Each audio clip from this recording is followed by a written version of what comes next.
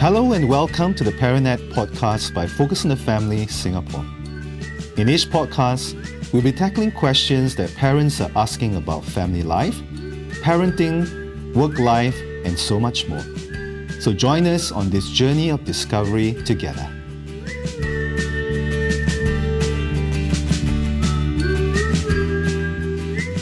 Hello and welcome to the ParentNet podcast. My name is June and I'm your host for this episode. Caring for a spouse who is ill while raising your own children can cause a high degree of stress, disruption, and not to mention emotional drain. How do we balance our own well-being amidst such high demands? To shed some light on this topic is Alicia Yah, who is no stranger to our podcast listeners. I believe this is her third time recording a podcast with us. So welcome back, Alicia. Hi June, thank you for having me back. Hello everybody, I'm Alicia. Yes, can you share with us maybe a little bit about what you've been up to lately? Sure. So besides being busy with work, I'm a PSLE mom this year. Busy with the 4 kids at home, and I also, during this period, my child is running the last lap of the PSLE. So that's what I'm really busy with. Not being a tiger mommy, but supporting him in his emotions, supporting him during this period, cheering him on. Yes. Okay. Same here. We're in the same boat. I'm also a PSLE mom, so can totally relate to what you mentioned about really supporting your child, right, through this last lap. I think we are really thankful to have you back with us. Earlier, we were just chatting and you were sharing about a time when you were caring for your husband who was ill. Could you bring us through that season and what it was like for you? Sure. So during February last year, my husband was diagnosed with leukemia. And he was in the hospital for almost about 7 months. It was a very challenging period because the children were not able to visit their father in the hospital due to the restrictions. So the children were actually looking for the father and they could only video call him. So due to his medical condition and his low immune system, I'm the only one who can visit him. So I have to shuttle between the hospital and home. And it was really very tough because we went through a lot of emotional roller coaster. Also, we are physically tired through this crisis that has hit the family. Can you imagine how tough it was, the entire situation, having to be there for your husband, physically, emotionally, mentally, caring for him and supporting him, while also helping the kids to understand why they can't visit daddy at this time and helping to, I guess, manage their own emotions as well. It must have been so difficult at that time. Yes, it was. I think the children had a lot of questions because this was the first time that daddy is away from home and for a long period of time. And it happened very suddenly. So the older children, of course, they have lots of questions. They were also thinking what has actually happened. So the younger children was just dealing with the loss of having someone at home, not being present at home, and sometimes having lesser time. I have lesser time for them also. So that was what they actually have to go through a lot. So while shuttling between the hospital and home and caring for your husband as well as the kids, I'm just wondering, how did you even manage to take care of all the things, like all the people around you, while also looking at your own emotional and physical well-being? How did you balance all of this? So I'm really thankful. I have a community behind me. They sprang into actions almost immediately, planning out who to ferry the kids, who to take care of the kids' meal. But I think more importantly is I have to find my own balance. Being a caregiver to both my husband and to the children, I need to first take care of myself. I think a lot of times if I've tried when I just stretch myself too thin, and as a result, either one of them will get the brunt of the whole thing. And it just didn't end up very well. Everybody just get more down. So I recognize that there are times where I actually need to let go. There are times where I actually need to allow people to give me support. I need to allow my friends to come by me just to be with me, or even give me the space to cry and regulate myself before I go back to be with the children. And I think moments like that are precious because it's always after moments like this, offloading their emotions through tears or to a listening ear, I can come back slightly better, slightly more refreshed, not totally all right, but more refreshed for the children or for my husband during that period. I really like what you said about the first step being allowing your community, your friends around you to actually step in to help. I think many of us may sometimes fall into the trap of thinking that I must be strong, I must be the only one, right, fighting this, and I can't do it all by myself. You mentioned that it was so key for you to see that it is important that everyone around you, everyone close to you can actually have a part to play in supporting your family during this crisis time. I had those thoughts as well. That no, I need to be strong for the children, I need to be strong for my husband. And it's true because I think that I'm the only pillar at that time. But that doesn't mean I need to also be strong in front of my friends. I think my friends and my community are prepared to take me when I'm vulnerable. I think that is important. So that's a safe space for me to just run into, to cry, and then after that to be strong again for the family, to be strong again, to be able to meet their needs, the needs of the family. That's such a good point where we can allow ourselves to be vulnerable in front of our friends or even family members, just to have a good cry and to let it out. I think that's helpful as well, right? Because it helps to relieve some of the pent-up emotions and stress that we may be carrying. It was also through this support that I felt that the load was a little lighter and it was easier for me to carry on rather than to hold it all on my own. What was the hardest point for you during that season, and how did you manage to overcome it? So I'm a person who likes control, especially at home. So the hardest point for me was to grieve over the loss of control. That means my schedule was dragged by my husband's timing. My schedule was also dragged by the children's timing. I can't do what I used to do. I actually need to let go. I also recognize that during that period, I basically have no control. And the only control and the comfort I find for myself was to have a choice over the food I eat. And that's what the small things that bring me comfort. The other thing was helping the children to process the sudden absence of their father. So my children are actually aged 5, 8, 10, and 12. They process this piece of information very differently. They will first have to process the information. After that, it comes with the emotions. And at those age, they may not have the skills to process the emotion. So I have to process mine before I will be able to help them with theirs.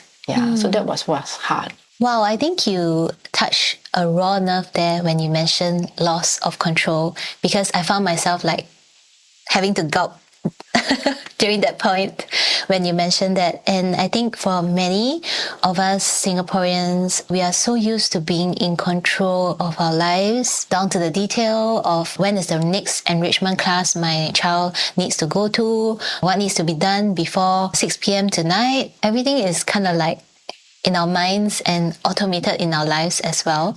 So I just cannot imagine how difficult it must be to have to surrender that sense of control and to really go with whatever needed to be handled at the time. And I like what you said about your community coming alongside you, and also how you help to manage your children. First of all, the information, and then managing the emotions as well. Yeah, I think the loss of control piece was something that I came to recognize after a lot of reflection, because I just felt like there was something not satisfying, because I am such a person who plans and I need that control. Like what you mentioned, I need to plan who is picking up the children, and I was always give them this piece of information before we drop them off in school. But during those periods, the children were always asking, who is picking me up today? Where am I going? And I think it's also for them, it's the loss of normalcy. Like, you know, what is that normal routine, right? And it was hard for me, yes. So I think through it, I recognized that that was something that I was feeling really frustrated and upset about, but I didn't want it to become something that control me. So I began to realize that what are some of the things that I could gain back that control is at least to decide the food I want to eat. From after the late night at the hospital, I will actually drive out somewhere to pick up a food that I like. At least there's some sort of consolation to that loss of control for me. But I thought that was small, but it was needful. Wow, I can really relate to that. And I liked how you talked about even something as small as a meal, a nice meal that you made an effort to get for yourself, even help to remind you that you are important in this whole equation of things, even in this whole topsy-turvy situation where there is a loss of the sense of normalcy, as you mentioned, and loss of control. You can still take small steps daily, even to look into your meals, make sure you're eating well, and I suppose also having sufficient rest or as much as you could muster at that time. Yes, I think the rest part is important. I was not sleeping enough. I was trying to give more than I could. But I'm thankful for friends who actually come by on the weekends to occupy the children so that I can actually rest in the morning or sleep in. They actually told me to just go and sleep. We will keep the children occupied. We will play with the children. So I didn't feel like I had the responsibility to play host. You know, when people come over, we have to play host, right? But they were very, very kind. And just said, go and catch whatever rest you can because the journey is going to be long. Just allow us to be here. And I'm really grateful because this is the community that has come around us and support the children, supported me, so that with that ample rest, with that enough or sufficient rest, I can once again be strong again, be healthy again for the children. Yeah, it's wonderful how community can be such practical help, especially for you. Your kids are quite young, age 5 to all the way to 12, and just having someone around the house where you don't have to worry, you can rest, and you can trust that they will take good care of the kids. Yeah, I think that's so wonderful. I wonder if earlier you mentioned that you could also feel like you were safe with your friends.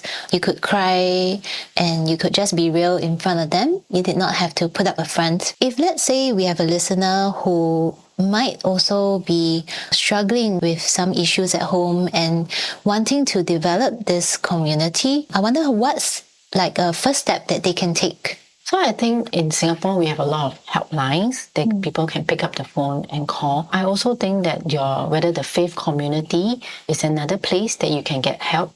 For me, a lot of my community came from the faith base, the church. Yes. And of course, some of my colleagues who actually came by to help. I mean, around us, we're surrounded by community. I think a lot of time is whether we allow them the opportunity into our lives, to allow them to play a part to support us. I guess that's an added plus of being in the preschool sector where you have good friends and colleagues who are well trained, right, to support you and the children. Yeah. Yes, yes. They're also the very hard people who recognize that the children need that emotional support or that play to help them to be distracted or even to regulate themselves. That's wonderful. Talking about children, and I think earlier you also mentioned about this, how you help to give them the information that they needed and yet give them a space to process or share their emotions and feelings about it. So that leads me to my last question. That is, how does one communicate with your children about one parent's illness in a way that does not cause them unnecessary anxiety? I think firstly, we have to process the information ourselves. I recall when we first knew about it, my husband and I drove to a park and we started crying. We grieved together first. And then after that, then we start to process what is the next step forward. We decided that we will break the news to the children together as a couple. We didn't want it to just hear from one party. And because the children age are very different, they grieve very differently. So we spoke to the two older children first and sharing with them that daddy has cancer and he has to undergo treatment in the hospital for a period of time. And we allow them to ask questions. Because the first two are boys. Boys being boys, they may have more questions first. So they asked the questions they needed to ask and we answer them in a more scientific way. After that, we actually asked them, what are you feeling? And that's where we actually open the door for them to process the emotions. I think for the two younger ones, it's just about dealing with the absence. So we only told them that daddy was sick at that time, and then daddy may not be around. He needs to go and see the doctor. And we assured them that the doctor will have a way to treat him, and then he will be back with us soon. So we also told them the strategies of still connecting with daddy, like for example, videos, for example, video calls. And I have a very sweet friend who actually did a calendar, right? And this calendar actually talks about what kind of memory you want for each day to share with daddy when he's back. So it was something that the children could look forward to. So there are a portion of it where it's a distraction, but there's also a portion where we took the emotions as and when they come. We did not purposely dig it out. We actually take it on when they come, when they had questions, when they were feeling down, we took it on. Because I think children have this high and low moments, right? Sometimes when they're in school, they're playing, they don't really remember.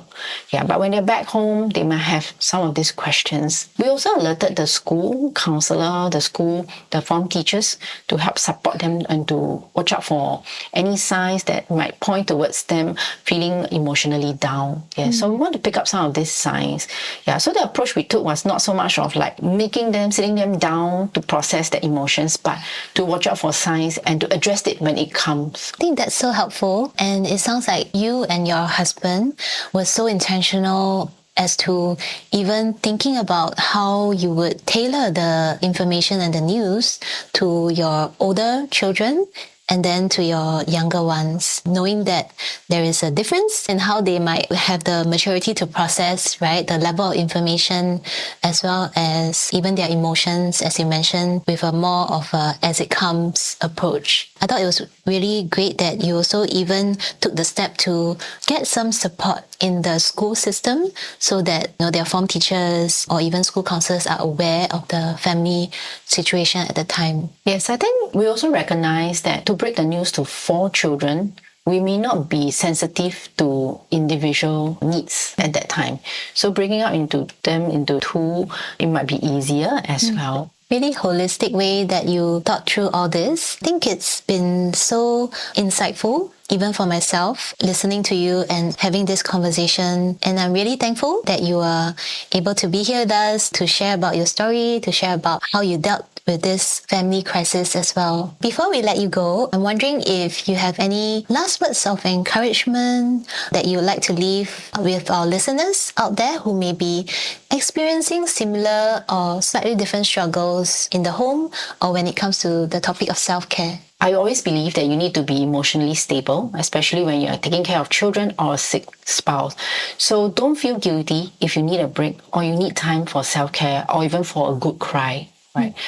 Surround yourself with people who are positive, who are ready to hold space for you, who accept you for who you really are. Actually, during those moments when you come back a bit more refreshed, the children will benefit from an emotionally and physically healthy you. And I think that is important to see the children through during this journey and see your spouse through during this journey. Yeah, well said. I think even in the day-to-day stresses, week in, week out, dealing with work, family, it can all pile up, right? So let's not wait till a big crisis to think about how we can tend to our own needs as well. So thanks so much, Alicia, for being here. Thank you. For more of our parenting resources, do check out our website and go to family.org.sg/subscribe. If this episode resonated with you, do hit the follow button to stay connected with us. Feel free to leave us a review or share this episode with a friend who might also benefit from it. That's all for today. Do keep tuning in to the ParentNet podcast to learn and grow in your parenting journey.